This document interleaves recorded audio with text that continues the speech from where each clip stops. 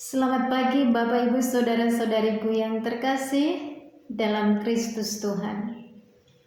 Pagi ini kita kembali disapa oleh Tuhan melalui sabdanya yang diperdengarkan kepada kita.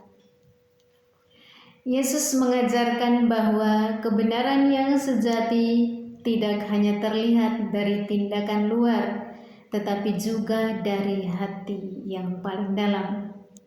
Yesus berkata bahwa jika kebenaran kita tidak melebihi ahli Taurat dan orang Farisi, kita tidak akan masuk ke dalam kerajaan surga.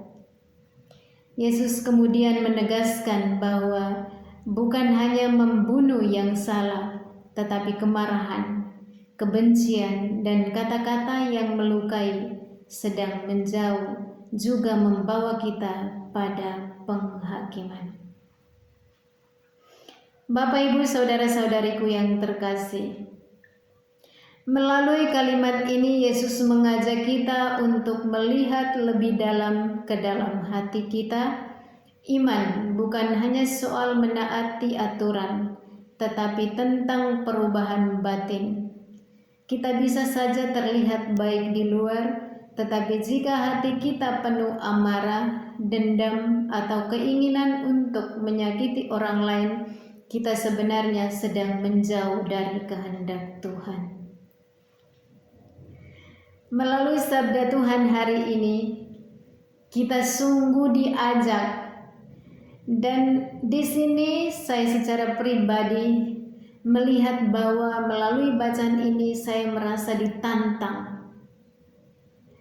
Yesus mengatakan bahwa melalui tutur kata, perbuatan kita, atau apa yang kita lakukan yang menyakiti hati Tuhan dan sesama, itu adalah perbuatan yang tidak baik, yang sebenarnya memberikan kita bahwa menunjukkan kepada kita bahwa kita sedang menjauh dari kehendak-Nya.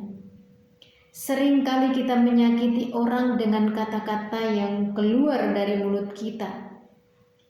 Kita tidak tahu, kita tidak sadar bahwa apa yang keluar dari mulut kita sangat menyakitkan sesama. Kata-kata itu ada bahasa atau istilah bahwa bisa membunuh. Membunuh. Kata-kata itu bisa membunuh. Karena kita tidak pernah sadar kata-kata itu baik atau tidak, bisa diterima oleh sesama atau tidak. Kita hanya asal mengeluarkan itu. Kita merasa bahwa sangat luar biasa, bagus, bahwa kita mampu mengeluarkan kata-kata itu untuk sesama. Tetapi kita tidak pernah menyadari bahwa itu sangat menyakitkan orang. Dalam kehidupan kita, seringkali kita alami hal demikian.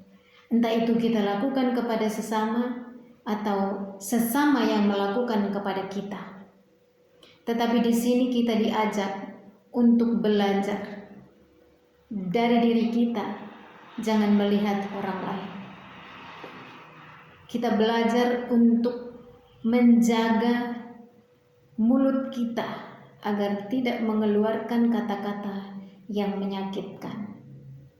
Kita belajar untuk menjadi pribadi yang lebih baik melalui tutur kata, tindakan, perbuatan kita. Yesus juga menekankan pentingnya berdamai. Bahkan sebelum mempersembahkan korban kepada Tuhan, kita diminta untuk terlebih dahulu memperbaiki hubungan kita dengan sesama. Ini menunjukkan bahwa kasih kepada Tuhan tidak bisa dipisahkan dari kasih kepada manusia. Ketika kita melakukan perbuatan kasih kepada manusia, secara tidak langsung kita menunjukkan kasih itu kepada Tuhan. Mari kita belajar untuk berani memberi kasih, menunjukkan kasih kepada sesama melalui tutur kata dan perbuatan kita. Semoga demikian.